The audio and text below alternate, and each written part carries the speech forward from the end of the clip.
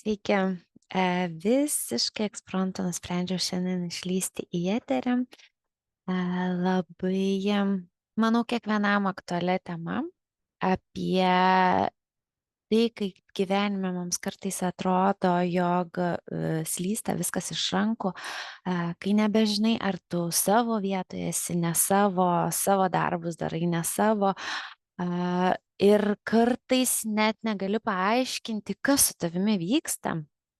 Toksai tarsi ir viskas gerai, bet ir kartu viduj tokia sumaištis, toks chaosas ir toks kažkokia savikritika, gal kaltė. Mm, Jausmų gali būti pačių įvairiausių. Bet šio įrašo mano tikslas yra tai, kad atkreipti dėmesį į tai, ką daryti tokiom situacijom. Tai tokiu metu aš dažniausiai stengiuosi atsiriboti nuo darbų. Jeigu turiu galimybę, pamiegu 15 minučių, pusvalandį, valandą, kad save galėčiau persikrauti, kad galėčiau nuraminti savo emocijas, energiją, savo kūną nuraminti ir tarsi naujai pasižiūrėti į viską naujom, šviežiom akim, nauja galva. Švaria galva, gal taip pasakyti.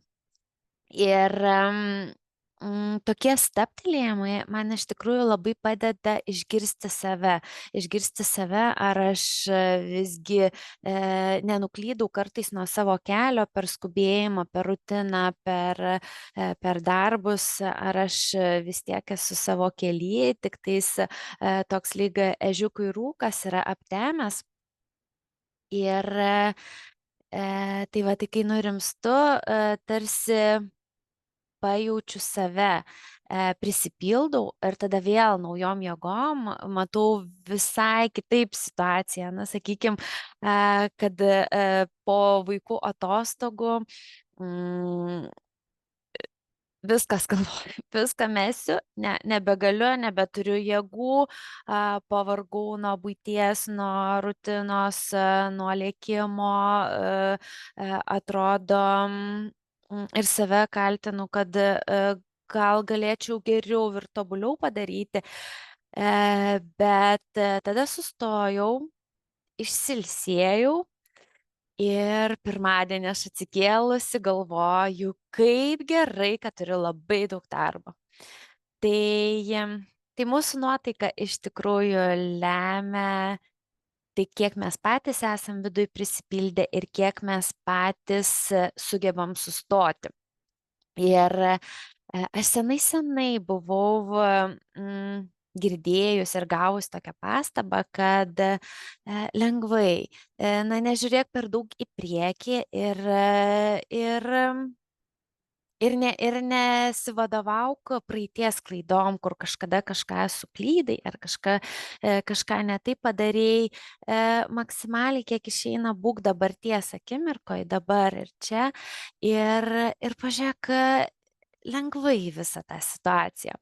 Ir prieš keletą dienų internete pamačiau užsienio autoriaus tekstą anglų kalba, aš jį išsiverčiau ir man jisai toksai gavosi kaip mantra. Tai labai noriu aš juo pasidalinti su jumis. Ir dabar truputėlį nurimkim. Ir kviečiu įsiklausyti.